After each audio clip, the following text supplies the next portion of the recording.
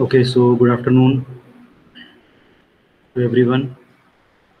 This is our lecture number 2 for the course Soil and Foundation Engineering, or you can say Soil Mechanics and Foundation Engineering. Okay, so पहले lecture में हमने कुछ basic type of soil को study किया था और हमने definitions study की थी सॉइल की. आई होप स्क्रीन आपके सामने शेयर हो रही होगी. Let me check once again so that आपको प्रॉब्लम ना हो. कि screen is sharing with you.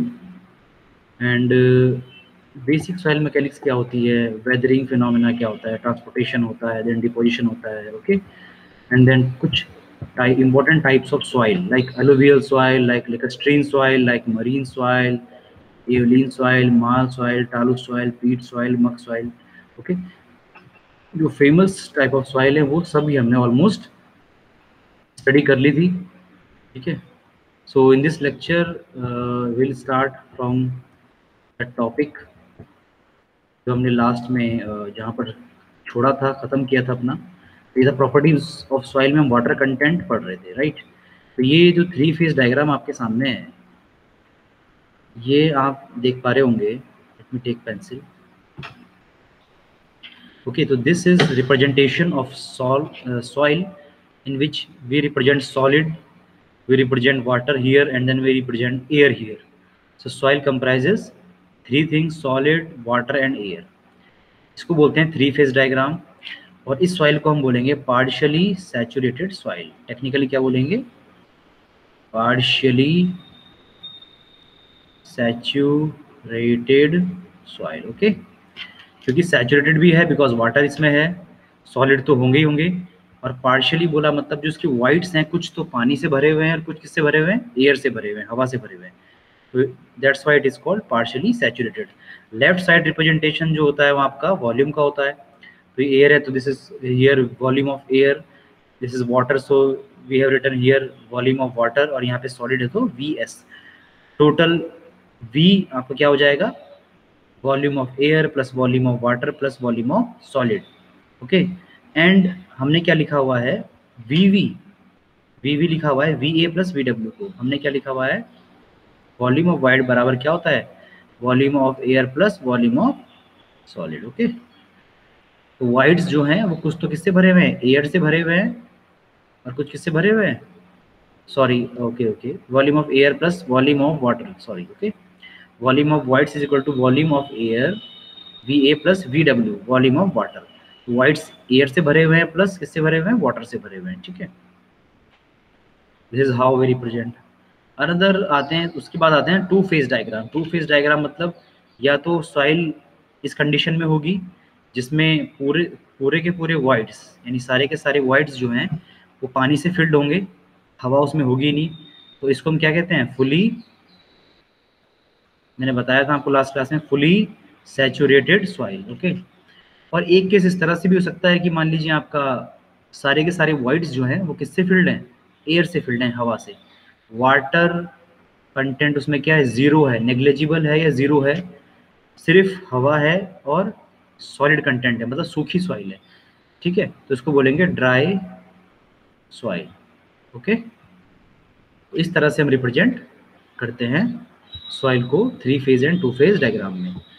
First important property आती है आपकी वाटर कंटेंट या मॉइस्चर कंटेंट. ओके, तो ये हमने लास्ट क्लास में देख लिया था कि रेशियो होता है weight of water divide by the weight of solid into 100. Okay, this is the very important factor. ये रिप्रेजेंट करता है कि सॉइल में कितना परसेंटेज वाटर है और किसकी रिस्पेक्ट में. ये बताता है आपको सॉलिड के रिस्पेक्ट में. ओके, मैंने बताया था, इसके नीचे लिखा भी है कि एक W' भी हम रिप्रेजेंट करते हैं, वो होता है weight of water divide by total wait. Okay, but engineering के हिसाब से जो मोस्ट सिग्निफिकेंट थिंग है वो W है. W' इतना इंपॉर्टेंट नहीं है बिकॉज इसका फॉर्मूला जो है वो W यानी wait of water divide bye क्या? टोटल वेट है. और टोटल वेट में खुद क्या आ रहा है?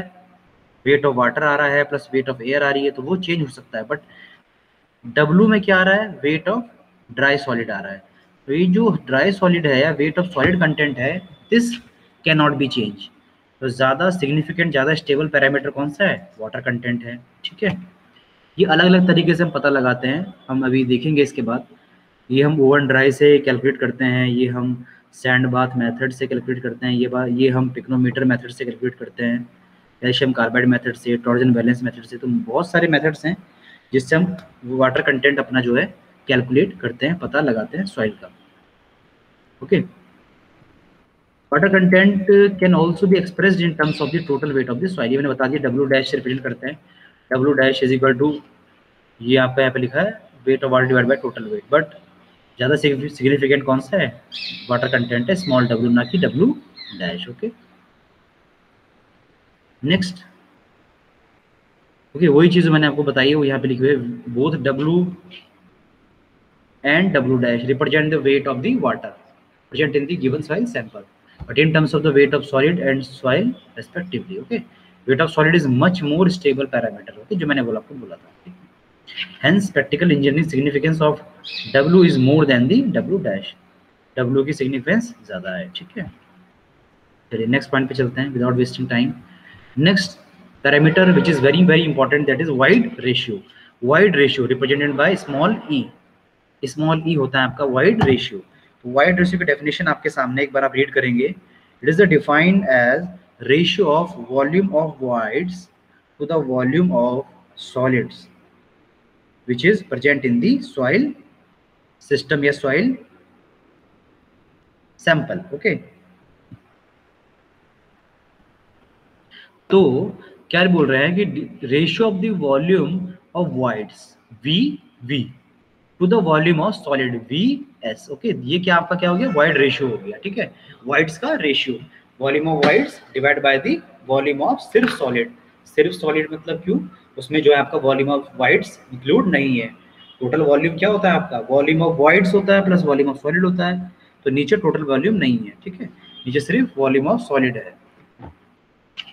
Small is always greater than 0 theoretically, though the size of individual voids in coarse grained soil is more than the size of voids in the fine grained soil। ये कह रहा है कि आपके पास दो सॉइल सैंपल है, मान लीजिए एक में आपके पास कोर्स सॉइल है, मोटी सॉइल है, ठीक है, इस तरह से मान लीजिए। एक में कह रहा है फाइन सॉइल है, पतली सॉइल है। ठीक है, इसके कण जो हैं, जिसके पार्टिकल्स जो हैं क्या हैं, स्मॉल हैं। तो कह रहा है जो इंडिविजुअल वाइड्स का जो साइज होगा वो किसका बड़ा होगा, कोर्स का बड़ा होगा ऑब्वियसली। ठीक है ना, इसका जो गैप होगा, इंडिविजुअल गैप का जो साइज होगा वो कम होगा, गैप कम होगा, वाइड्स कम होंगे किसके, फाइन के, कोर्स के ज्यादा होंगे। But the total volume of wides in the fine grain soil is more than the coarse grain soil. But ये कहना चाह रहे हैं नंबर ऑफ वाइड्स किसमें ज्यादा होंगे, फाइन में ज्यादा होंगे। नंबर ऑफ वाइड्स किसमें ज्यादा होंगे, फाइन में ज्यादा होंगे। एक वाइड का साइज किसका बड़ा होगा, कोर्स का, लेकिन नंबर ऑफ गैपिंग किसकी ज़्यादा होगी, फाइन की। तो अगर हम टोटल वॉल्यूम ऑफ वाइड्स निकालें कि ज़्यादातर जो कितना जो आयतन जो है वो खाली है, तो वहाँ पर किसका मिलेगा, फाइन ग्रेन सॉइल का। ठीक है, तो ये अक्सर बच्चे गलती कर देते हैं, कोर्स का एक गैप का साइज सबसे बड़ा होता है, लेकिन फाइन के गैप ज़्यादा होते हैं, इसलिए टोटल गैप जो है किसका ज़्यादा होगा, फाइन का होता है। ठीक है, ये आप समझिए। Hence, wide ratio of the fine grained soil is more than coarse grained soil, जो मैंने भी बोला। ठीक है, if E is equal to 0, okay, if E is equal to 0, E is equal to 0 कब होगा, जब देखिए E क्या है, VV upon VS है। E is equal to 0 का मतलब क्या है, जब volume of whites is equal to 0, when volume of whites is equal to 0, ठीक है ना।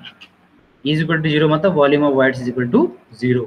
Example rock, एक्यूफ्यूज, रॉक मतलब चट्टान, ठोस चट्टान जिसमें पानी एंटर हो ही नहीं सकता है, कोई वाइड्स उसमें है ही नहीं, टोटल सॉलिड है, कॉम्पैक्ट सॉलिड है, वाइड्स उसमें 0 है, तो वाइड रेशियो क्या हो जाएगा, 0 हो जाएगा। ठीक है, नेक्स्ट बोल रहा है e is greater than 0 for existence of soil. E को 0 से बड़ा होना पड़ेगा, है ना। 0 से बड़ा होने का मतलब है चाहे वो 0.2 है चाहे 0.3, मतलब वीवी जो है it can be less than VS or it can be greater than VS, but 0 practically नहीं होना है सॉइल को। ठीक है, या नेगेटिव तो हो ही नहीं सकता है। पोरोसिटी, पोरोसिटी इसी का भाई है, porosity is the similar thing, but only difference is void ratio में डिनोमिनेटर में क्या है, वॉल्यूम ऑफ सॉलिड्स है, यहाँ पर डिनोमिनेटर में क्या है, टोटल वॉल्यूम है। ठीक है, तो पोरोसिटी मतलब क्या बोल रहे हैं, डेफिनेशन क्या बोल रहे हैं कि porosity is equal to volume of voids divide by the total volume. Okay, जबकि वो क्या बोल रहे थे, वाइड रेशियो क्या बोल रहे थे, वीवी ओवर वीएस। ठीक है, तो वॉइड रेशियो में नीचे क्या है, वॉल्यूम ऑफ सॉलिड है, बट पोरोसिटी में नीचे क्या है, टोटल वॉल्यूम है, ठीक है ना। Got it. It is defined as the ratio of volume of voids express as percentage of total volume of the soil, ठीक है। तो दिस नीटा या n is equal to V over V into 100, ठीक है। तो जो पोरोसिटी होती है वो 0 से 100% के बीच में होती है, ओके ना, ठीक है। सो फॉर्मूला ये हो गया इसका, n is equal to V over V. अच्छा v क्या होता है, डिनोमिनेटर में जो v है, v क्या होता है, total volume is equal to volume of void plus volume of solid होता है। तो v को यहाँ से रिप्लेस कर रहे हैं किसमें, वी और vs में, तो क्या बन गया, V over V plus vs, ये बन गया, ओके। उसके बाद नेक्स्ट लाइन में हमने क्या करा है, डिवाइड बाय vs, ओके। क्या लिखा है आप नोट कर लीजिए, डिवाइड बाय vs। vs से vv को डिवाइड करा, यहाँ भी vv को vs से डिवाइड करा, और मैंने vs को vs से डिवाइड करा। जब ये काटा पीटी करी, vs से vs कैंसिल तो 1 आ गया, vv ओवर vs, एंड नीचे भी vv ओवर vs। ये क्या होता है, वाइड रेशियो होता है, void ratio is equal to vv over vs। तो यहाँ पे भी इसको e लिख सकते हैं, इसको भी e लिख सकते हैं, इसको 1 लिख सकते हैं। तो n इज इक्वल टू क्या हो गया आपका, e अपॉन 1 प्लस e। एक बहुत इंपॉर्टेंट फॉर्मूला आया जिससे आपके कई सारे सवाल आ सकते हैं, आते भी है कॉम्पिटिटिव एग्जामिनेशन में, कि आपको वाइड रेशियो गिवन है तो आप पोरोसिटी निकाल लेंगे इस बार e अपॉन 1 प्लस e करके, या फिर आपको पोरोसिटी गिवन है तो आप वाइड रेशियो निकाल लोगे। एक बहुत ही इंपॉर्टेंट फॉर्मूला सामने आया है, पोरोसिटी n बराबर e upon 1 plus, okay, very very important. नीचे देखिए लिख भी दिया हमने, बॉक्स में बंद कर दिया है, n बराबर e अपॉन 1 प्लस e। और इसको उल्टा करते क्रॉस मल्टीप्लाई करके, e बराबर क्या हो जाएगा, n बटे 1 माइनस n, ठीक है। तो अगर आपको टफ फॉर्मूला लग रहा है ये वाला, तो हम एक ही याद रख लें, आप ये वाला याद रख लें। अगर उसमें पोरोसिटी भी दे रखी है और आपको ई भी निकालना है तो भी हम काटा पीटी करके निकाल दो, ठीक है। तो दो फॉर्मूले याद ना करें, एक ही फॉर्मूला याद करें, दूसरा उससे निकल जाएगा, ठीक है। ओके, वही चीज आ गई दोबारा, both void ratio and porosity represent the volume of voids, ठीक है। दोनों रिप्रेजेंट करते हैं, but present in the mass in the terms of volume of solid and volume of soil respectively. तो एक तो वॉल्यूम ऑफ सॉलिड के respect में बताता है, एक volume of total volume of soil के रिस्पेक्ट में बताता है। फिर volume of solid is much stable parameter than volume of soil as it does not change with the change in the volume of voids, ठीक है।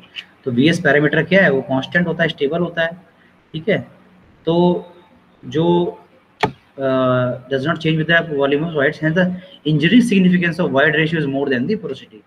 तो void ratio की significance porosity से ज़्यादा है, ई जो है सॉरी वो ज़्यादा वैल्यूबल है किससे, पोरोसिटी से। ई में डिनोमिनेटर में क्या आ रहा है, वी एस आ रहा है, इसके डिनोमिनेटर में क्या आ रहा है, टोटल वी आ रहा है, ठीक है। डिग्री ऑफ सैचुरेशन मतलब कितनी हद तक, कितनी डिग्री तक, कितना परसेंटेज तक जो है पानी से आपका भरा हुआ है सॉइल, ठीक है ना। डिग्री ऑफ सैचुरेशन तो कितना जो है वॉइड्स में पानी फंसा हुआ है, ओके। ये परसेंटेज में होता है, परसेंटेज ऑफ सैचुरेशन भी बोल सकते हैं इसको। तो डिग्री ऑफ सैचुरेशन एस बराबर जो आपका होता है, ठीक है, V W volume of water divide by volume of wides into 100, ठीक है। वही है कि भाई पानी कहाँ भर सकता है, पानी सिर्फ वाइड्स के वॉल्यूम में भर सकता है, सॉलिड में तो भर नहीं सकता। तो डिनोमिनेटर में क्या गया, वी आ गया, है ना। अब पानी जो है उसका वॉल्यूम तो वी डब्ल्यू कितना पानी है, किस में पानी है, V total volume of voids में। अगर भाई ये पूरा का पूरा भरा हुआ होगा तो ये वी डब्ल्यू वी के बराबर हो जाएगा, तो वी बटे वी यानी 1 हो जाएगा, 1 मतलब 100% हो जाएगा, है ना। और अगर ये आधा भरा हुआ है तो ये 50% हो जाएगा। इसलिए वी डब्ल्यू कितना पानी भरा हुआ है divide by the V into 100, ठीक है। ये निकलता है डिग्री ऑफ सैचुरेशन, ठीक है।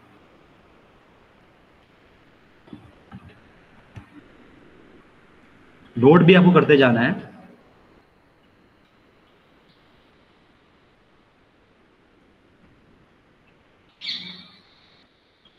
Next, define as a ratio of the volume of water to the volume of voids present in the given soil sample, okay। ये इसका जो है आपको डेफिनेशन दे दी, 0 to 100% के बीच में होता है। On the basis of degree of saturation soil में भी रेफर्ड एज, अच्छा डिग्री ऑफ सैचुरेशन के आधार पर सॉइल कितनी भीगी है, कितनी सूखी है, उसके आधार पर जो हम जो है एक कई सारी कैटेगरी डिफाइन कर देते हैं सॉइल की, dry, humid, damp, moist, wet, saturated, ठीक है। थोड़ा अगर वाटर कंटेंट बढ़ाते जाएंगे तो आप इस तरह से इसमें बढ़ते जाएंगे। ड्राई बिल्कुल सूखी, थोड़ा सा पानी आप डाल देंगे तो मॉइस्ट हो जाएगी, फिर डैम्प हो जाएगी, फिर ह्यूमिड और फिर ड्राई, इस तरह से इसमें जो है बढ़ते रहता है। आप ग्राफ में देख पा रहे होंगे सैचुरेशन जैसे बिल्कुल कम है तो ड्राई हो गया, थोड़ा बड़ा तो ह्यूमिड हो गया, थोड़ा सैचुरेशन बढ़ा तो डैम्पनेस हो गया, और बड़ा पानी कंटेंट तो पूरा मॉइस्चर वाला पानी हो गया ना, मॉइस्ट, और बिल्कुल आपने बढ़ा दिया तो वेट हो गया, है ना, और पूरा का पूरा पानी डाल दिया, मतलब सारे के सारे वाइट्स पानी से घिरे हुए हैं, एयर बिल्कुल जीरो हो गई, तो आपने क्या बोल दिया, सैचुरेटेड हो गया आपकी सॉइल, फुली सैचुरेटेड, यानी एस बराबर क्या हो गया, 1 हो गया, ठीक है। और इधर रिप्रेजेंट कर रहे हैं आप वेट, ओके। नोट क्या लिखा हुआ है, the soil in partially saturated state only any change in the water content of the soil does not result in the change in the volume of soil, ठीक है। क्या कहना चाह रहे हैं, देखिए ये दो आपको सॉइल रिप्रेजेंट कर रखी है आपको फेज डायग्राम के थ्रू। एक पार्शियली सैचुरेटेड सॉइल है, पार्शियली सैचुरेटेड मतलब इसमें सॉलिड तो है ही, वाटर भी है और एयर भी है। एक क्या है, फुली सैचुरेटेड है, मतलब एयर को हटा के पूरा का पूरा इसमें पानी भर दिया, ठीक है। तो ये कहना चाह रहा है if the soil is in partially saturated state, ठीक है ना, पहली स्टेज में सॉइल है, any change in water content of soil does not result in the change in the volume। तो इस केस में, पहले केस में अगर आप वाटर कंटेंट की वैल्यू चेंज करते हैं, मान लीजिए यहाँ तक वाटर कंटेंट था, इसके ऊपर एयर थी या वाटर था, यहाँ से घटा के आपने वाटर कंटेंट यहाँ कर दिया, थोड़ा आपने सूखा कर दी सॉइल, है ना, तो टोटल वॉइड्स के वॉल्यूम में, टोटल वॉल्यूम में कोई भी चेंज नहीं आएगा, बिकॉज जितना आप पानी कम करेंगे उतना एयर उसमें वॉइड्स में आ जाएगी। क्या कह रहा हूँ मैं, जितना का जितना वाटर जाए कम होगा उतना का तो उतना उसमें क्या हो जाएगी, वॉइड्स में एयर बढ़ जाएगी। तो जितना वॉइड्स में पानी खत्म हुआ उतना उसमें एयर एंट्रैप हो गई, घुस गई, ठीक है। तो वी जो है वो क्या हो गया, कांस्टेंट रहा, वी चेंज नहीं हुआ, कांस्टेंट रहा, है ना। बस वही वो चीज कहना चाह रहा है। If the soil is in the super saturated state any change in the water content of the soil corresponding to change in the volume of soil, मतलब अगर मान लीजिए पार्शियली सैचुरेटेड सॉइल नहीं है, फुल्ली सैचुरेटेड सॉइल है, यानी सारे के सारे जो व्हाइट हिस्से भरे हुए हैं वाटर से भरे हुए हैं, तो टू फेज डायग्राम है, पानी है और सॉलिड्स है। इस केस में कह रहे हैं कि अगर पानी कम हो गया, पानी की क्वांटिटी आप क्या कर रहे हो, वाटर की क्वांटिटी आप घटा रहे हो, तो फिर आपको वॉल्यूम में चेंज मिल जाएगा, क्योंकि यहाँ पे एयर है ही नहीं, पानी इनिशियली यहाँ पर था, आपने इतना डिक्रीज कर दिया, पानी अब यहाँ तक आ गया, तो जो ये डिक्रीमेंट हुआ, ये वॉइड्स क्या खाली रह गए, तो इसलिए इसको क्या बोल दिया कि आपने रिडक्शन कर दिया वॉल्यूम में पानी को चेंज करके, ठीक है। ये बहुत इंपॉर्टेंट पॉइंट था।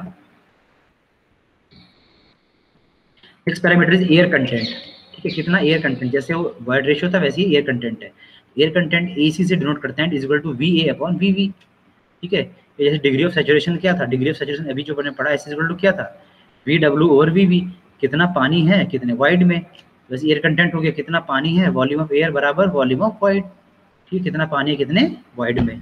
सिंपली ये आपका रिप्रेजेंट करने का तरीका हो गया एयर कंटेंट को। तो सैचुरेशन की तरह ये 0 to 1 हो गया 100%, ठीक है। VV is equal to VA plus VW, divide कर दिया VV से, तो VV और VV बराबर VA plus VA over VV plus VW over VV, ठीक है। मतलब पूरे के पूरे टब को किसे डिवाइड कर दिया, VV से, ठीक है। अब रिश्ते निकालते जाओ, है ना, ओके। अब इसमें आप जो है आपस में जो भी इनके रिश्ते हैं, मतलब जो भी रिलेशनशिप है, वहाँ आप इजिली कैलकुलेट कर सकते हो। मान लीजिए आपको बोला गया कि आप AC यानी एयर कंटेंट को रिलेट करना चाहते हो, इसका रिश्ता है, इसका रिलेशन आपका जो सैचुरेशन से क्या है, तो आप निकाल लोगे। AC आपका VA और VV है, और S आपका VW ओवर VV है ना। तो देखो इसी से हमने यहाँ पे डिवाइड कर दिया VV को, तो VV और VV बराबर VA और VV, यानी ये क्या हो गया, एयर कंटेंट हो गया, प्लस VW और VV ये क्या हो गया, S हो गया, और VV और VV कैंसिल होकर 1 हो गया। तो यानी एयर कंटेंट में अगर आप S को जोड़ दें तो जो आपका योग आता है वो क्या आता है, 1 आता है, ठीक है। तो बहुत इंपॉर्टेंट रिलेशनशिप्स हैं ये, 1 मार्क्स में कंपटीशन में भी आपके क्वेश्चन आ सकता है। Next is percentage air voids, it is something like porosity, जैसे पोरोसिटी था, पोरोसिटी क्या था आपका, VV ओवर कैपिटल V था, वैसे यहाँ पे क्या है, NA है, volume of air divide by total volume, जैसे पोरोसिटी था वैसे ये एयर वॉइड्स है, परसेंटेज एयर वॉइड्स है। तो ये परसेंटेज में है तो 0 to 100% के बीच में लाई करेगा, ओके। फॉर्मूला इसका यहाँ लिखा ही है, NA is equal to VA over V, okay. So इसको इस तरह से हम ब्रेक कर सकते हैं, NA बराबर मैंने बोला VA और V है, तो क्या हम इसको इस तरह से लिख सकते हैं, VA over VV into VV over V, VV से VV कैंसिल अगर हो जाएगा तो VA ओवर V बचेगा। तो बस ये समझ लीजिए इसमें हमने क्या कर दिया, देखिए ध्यान से देखिए,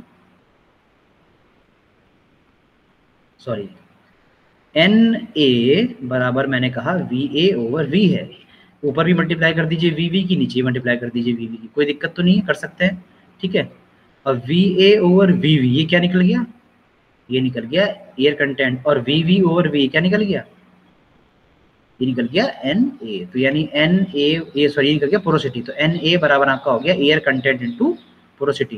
तो अगर आपसे कोई पूछे कि पोरोसिटी में और परसेंटेज एयर वाइड में क्या रिलेशन है, या पोरोसिटी में और एयर कंटेंट में क्या रिलेशन, तो आप इजीली बता सकते हो कि Na परसेंटेज एयर वाइड्स बराबर एयर कंटेंट इनटू पोरोसिटी। ठीक है, बहुत इंपॉर्टेंट रिलेशन आपके यहाँ पे निकल रहे हैं।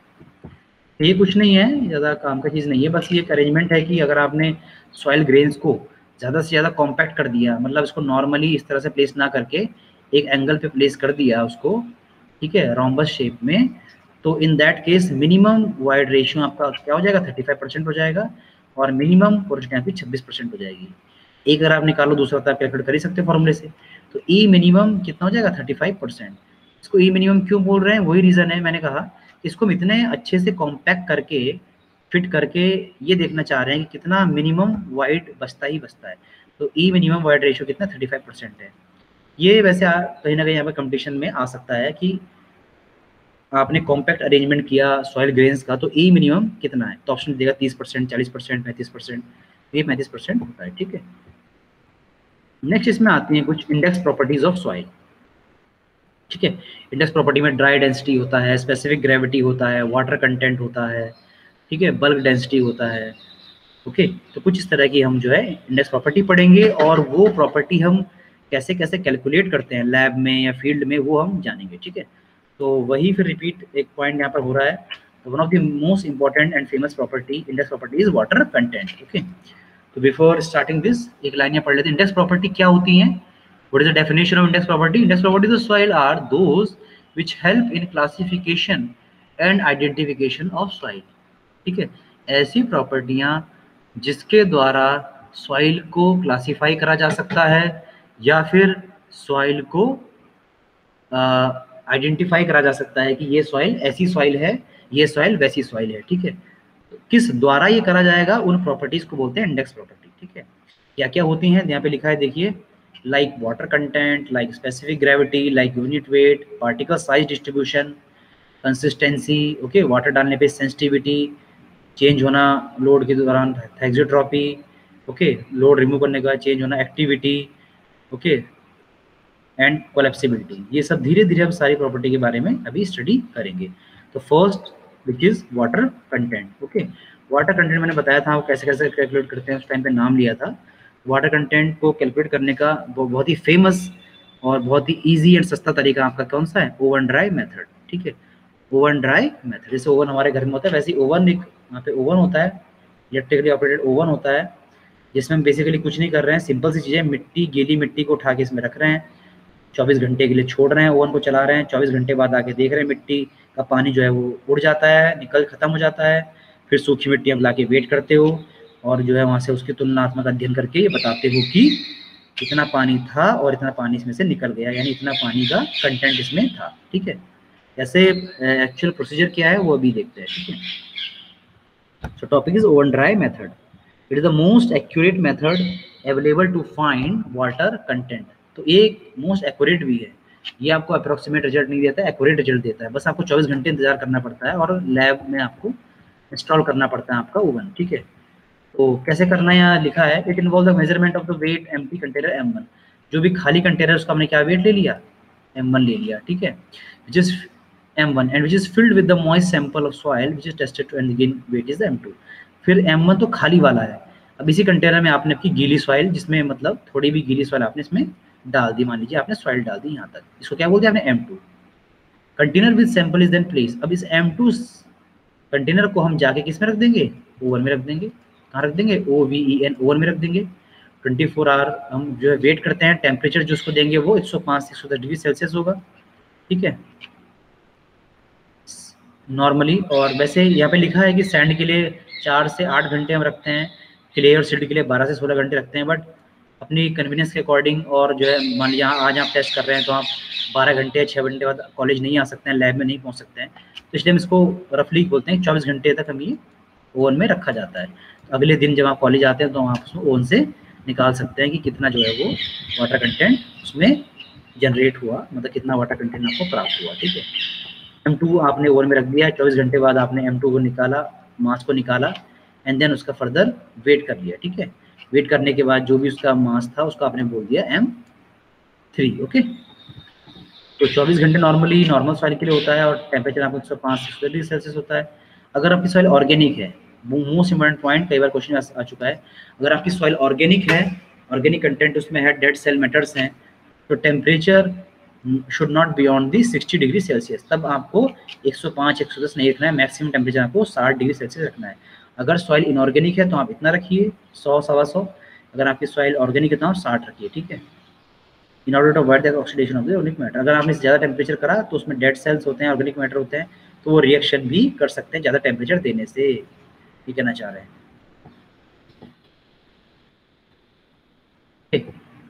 In no case temperature is increased beyond this measured in the destruction of solid loadings, thus the loss of structural water. Okay, ये कहना चाह रहे हैं कि टेम्परेचर जो भी कहा गया है, 60 कहा गया है आपको ऑर्गेनिक के लिए, 110 कहा गया आपको इनऑर्गेनिक के लिए, टेम्परेचर ये कह रहे हैं इतना ही रखें, इससे ज़्यादा ना करें। मतलब थोड़ा बहुत ज़्यादा हो सकता है, 105 110 या 115 हो सकता है, बट 150 ना कर दें, 140 ना कर दें। उससे क्या, अगर ज़्यादा टेम्परेचर आप ओवर कर दोगे तो सॉइल का जो क्रिस्टलाइन स्ट्रक्चर है वो बिगड़ जाएगा, पानी वानी ब्रेक हो जाएगा अंदर का, ठीक है ना। अंदर वाले पानी क्या कहते हैं, स्ट्रक्चरल वाटर कहते हैं। इंपॉर्टेंट पॉइंट, मतलब जैसे कुछ पानी तो आप रिमूव कर सकते हो नॉर्मली, ओवन से निकाल लिया, कुछ पानी अंदर कुछ क्लोज्ड पोर्स में फंसा रहता है, वो हमेशा फंसा रहता है, लेकिन ज़्यादा टेम्परेचर करा आपने तो वो भी निकल जाएगा, है ना।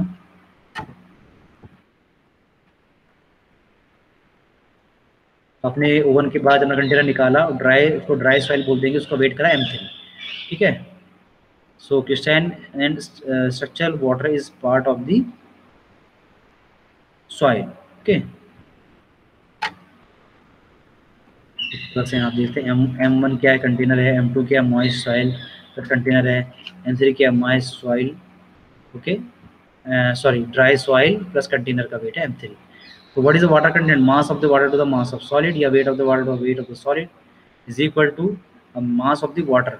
M3 में आपका जो है, M2 में वेट मास, वेट सॉलिड्स हैं, और M3 में ड्राई सॉलिड्स हैं। तो अगर M2 में से M3 घटा देंगे, माइनस कर देंगे, आपको क्या आ जाएगा, सिर्फ आपका जो है मॉइस्चर कंटेंट वो आ जाएगा, ठीक है ना। ओके, और डिनोमिनेटर में क्या आपका क्या है, देखिए डिनोमिनेटर में आपका MD, ड्राई सॉलिड का weight, M3 minus M1। M1 सिर्फ कंटेनर का वेट है, M3 आपकी सूखी सॉइल का वेट प्लस कंटेनर है। M3 में से M1 माइनस करेंगे तो सिर्फ क्या आएगा, सूखी सॉइल आ जाएगी, है ना। तो mass of water divide by mass of dry solid, या weight of the water divide by weight of the dry solid into 100, ये क्या हो गया आपका वाटर कंटेंट हो गया। Next is the sand bath method. It is a very quick method, okay, or it can be performed in the field also, less time taking, बस कोई point की टाइम टेकिंग तो कम है, लेकिन एक्यूरेसी कितनी ज़्यादा है, 3 मीटर की ज़्यादा है।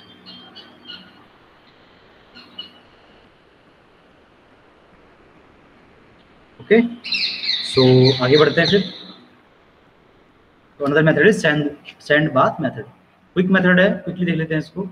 This method container with the soil is placed in the sand bath which is heated over the kerosene stove, kerosene stove के ऊपर रख लेते हैं।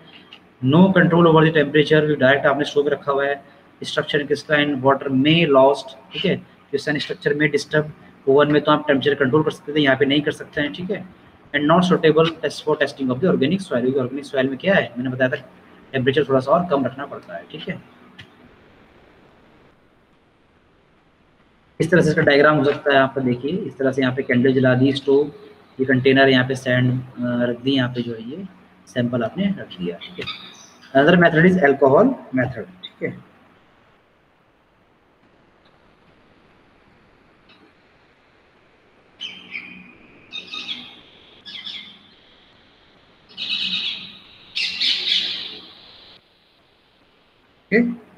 अल्कोहल मेथड में आप देखिए, रीड करिए। It is also a quick method sand bath की तरह, which give the result after 10 to 15 minute in which methylated spirit alcohol is added in the sample to test it in order to increase the rate of evaporation। तो हम methylated spirit डाल रहे हैं और हम evaporation का rate देखेंगे, evaporation कितना हुआ उसके अकॉर्डिंग हम पता लगाएंगे कि वाटर कंटेंट कितना था उसमें।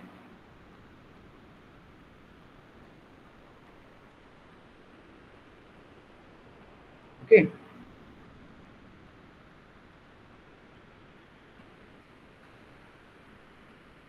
अनदर मेथड इसके बाद आपका आता है, इन दिस मेथड इसमें कहना पड़ेगा, in this method also there is no control over the temperature. So it is also kind of the not fully accurate method. Another one is radiation methods. Okay, इसमें आप जो है रेडिएशन के through radiative radiation के through आपका water content का पता लगा रहे हैं, ठीक है। ओके, लेट्स सी कैसे कर रहे हैं। Radiation method, it is used for the testing of soil. Okay, find this method. Two steel casings are driven into the medium to be tested, where the first casing radioactive material is lowered cobalt 60. So cobalt 60 as a radioactive material यहाँ पे use किया गया है. In the second one, detector is lowered. Detector is placed. Okay. तो इस तरह से देखिए, आप डायग्राम पे चलिए डायरेक्टली। इस तरह से दो केसिंग यहाँ पे आपने एम्बेड करनी है, सॉइल में इंसर्ट करनी है। पहला जो आपकी केसिंग में रेडियोएक्टिव मटेरियल है, ठीक है, और दूसरा क्या है, डिटेक्टर। इस मटेरियल की वजह से इसमें रेज जाएंगी और ये रेज जो है वाटर ड्रॉपलेट्स जो होंगी वाइट में जो पानी फंसा हुआ होगा उससे टकरा के डिटेक्टर पे आएंगी। जिस स्पीड से जिस गति से आएंगी, और मान लीजिए कुछ गति थी, वो पानी नहीं होता तो गति अच्छी खासी होती, पानी के टकराने से गति कम हो गई, वेलोसिटी उसकी स्पीड कम हो गई या क्वांटिटी कम हो गई। तो जो loss of energy of this neutron है, लॉस ऑफ एनर्जी जो न्यूट्रॉन है जो यहाँ से ए से बी ट्रेवल कर रहा है, उससे पता चल जाएगा कि आपका वाटर कंटेंट कितना है। अगर लॉस एनर्जी कम है तो वाटर कंटेंट कैसा है, कम है। लॉस ऑफ एनर्जी ज़्यादा है तो वाटर कंटेंट भी ज़्यादा है, ठीक है ना। वही चीज़ यहाँ पे बस जो मैंने आपको बताया, ये चीज़ थ्योरी में लिखी है इन लोगों ने। Radioactive material is activated, it emit neutrons which is when strike with the hydrogen atoms of the water molecule losses their energy, and this loss of energy of the neutron is detected by the detector. Okay, तो वही मैंने कहा, loss of energy of neutron is calibrated to the water content. Directly calibration हमने पहले से कर रखा है कि इतना लॉस ऑफ एनर्जी हुआ तो वाटर कंटेंट इतना हो जाएगा। एक काइंड ऑफ टेबल पहले से बनाई हुई है साइंटिस्टों ने, ठीक है, वही कहने का मतलब है। Next is the torsion balance method. In this method, the infrared rays used for drying the soil sample. Okay, infrared rays ये यूज करते हैं 250 watt. Okay, at this volt. Sorry, this method of weighing and drying of the sample is done simultaneously with the help of the torsion gauge calibrated to the given water content of the soil. Okay, ये आप read कर लीजिएगा, theoretical part है। Another one important which is pycnometer method. तो pycnometer method से हम specific gravity भी calculate करते हैं और हम जो है आपका ये वाटर कंटेंट भी कैलकुलेट करते हैं। तो पहले ये देख लेते हैं, ठीक है। वाटर कंटेंट हम फिनिश कर लेंगे तो नेक्स्ट लेक्चर में हम और स्पेसिफिक ग्रेविटी और डेंसिटी के बारे में पढ़ लेंगे। तो पिग्नोमीटर मेथड देखिए, इट इज 900 ml फ्लास्क। इसमें जो हम फ्लास्क यूज करते हैं 900 ml की होती है पिग्नोमीटर, जिसको पिग्नोमीटर बोलते हैं। Having conical flask of 6 mm dia hole, मतलब इस तरह का कुछ होगा कि यूं होगा इस तरह से, और इसके डाया यहाँ पर जो है टॉप में 6 mm होगी। Okay, this method suitable for testing of soil whose specific gravity is known. अच्छा, एक मोस्ट इंपॉर्टेंट कंडीशन उन्होंने दे दी कि पिग्नोमीटर के द्वारा वाटर कंटेंट आप तभी पता लगा सकते हैं अगर आपको स्पेसिफिक ग्रेविटी सॉइल की नोन है, पता है। अगर नहीं पता तो आप फिर दूसरे मेथड यूज कीजिए, ओवन ड्राई यूज कीजिए या टॉर्जन बैलेंस यूज कीजिए, आप सैंड बाथ यूज कीजिए, ठीक है। एम्प्टी मास ऑफ पिग्नोमीटर, आप वही जैसे वहाँ पे पहले एम्प्टी वेट लेना पड़ता है, खाली पिग्नोमीटर का M1 ले लिया, फिर सॉइल मॉइस्ट सैंपल डाल दिया, उसका M2 वेट ले लिया है ना, फिर empty volume of pycnometer is filled with the water, फिर सारा उसमें से जो है सैंपल निकाल दिया, सिर्फ उतना ही आपने उससे पानी से भर दिया, ठीक है, उसका M3 ले लिया। देखिए, mass of the pycnometer filled with water is M3, pycnometer is completely empty, फिर उसको पूरा खाली किया, and then again refilled with water, it's proper cleaning with M4, ठीक है। तो देखिए, पहला क्या है, खाली कंटेनर M1, दूसरा क्या है यहाँ पर ये मॉइस्ट सैंपल हो गया, मतलब गीली मिट्टी डाल दी आपने, इसमें सॉलिड भी है, वाटर भी है। M3 में आपने क्या किया, यहाँ ध्यान से देखिए, गीली मिट्टी तो थी, मतलब सॉलिड था, थोड़ा सा वाटर था, इतना जो बचा ऊपर का पोर्शन था ये वाला, इसमें भी आपने पानी से भर दिया कंप्लीट। और चौथे में क्या करा, इस सबको बाहर निकाल दिया और उसको साफ करा कंटेनर को, और उसको कंप्लीट सिर्फ और सिर्फ पानी से भर दिया, ठीक है। इस तरह से M1, M2, M3, M4 आपने चारों वेट कैलकुलेट कर लिए, ठीक है। तो फर्दर आपने बस इसको रेशियो ले लिया कि मास of the water in this 2 divide by the mass of solid. Mass of water आप निकाल सकते हैं, कैसे निकालेंगे, M4 माइनस M1 निकल जाएगा मास of the water, right. And mass of the solid कैसे निकल जाएगा, आप निकाल लीजिए किस में से किसको माइनस करना है, ठीक है। तो it will be I think M2 minus M3 minus M4 minus M1, ठीक है। इस तरह से आप जो है mass of the water to the mass of the solid इसमें से निकाल लेंगे, ठीक है। तो इस तरह से वाटर कंटेंट हम कैलकुलेट करते हैं by these several methods. Okay, so I hope आपको कुछ चीज़ें क्लियर हो गई होंगी। So here I am going to finish this lecture, lecture number 2. So in this in the next lecture, lecture number 3, we'll study your another index properties like specific gravity, bulk density, dry density, okay, unit weight and all things. Okay, और ये पहला unit है, जैसे मैंने बताया था थोड़ा इसमें टाइम लगेगा आपको, क्योंकि बेसिक भी यहीं से फॉर्म होंगे, तो थोड़ा सा आपको जो है आपको आराम से ही मुझे पढ़ाना है, ठीक है। Okay, thank you all.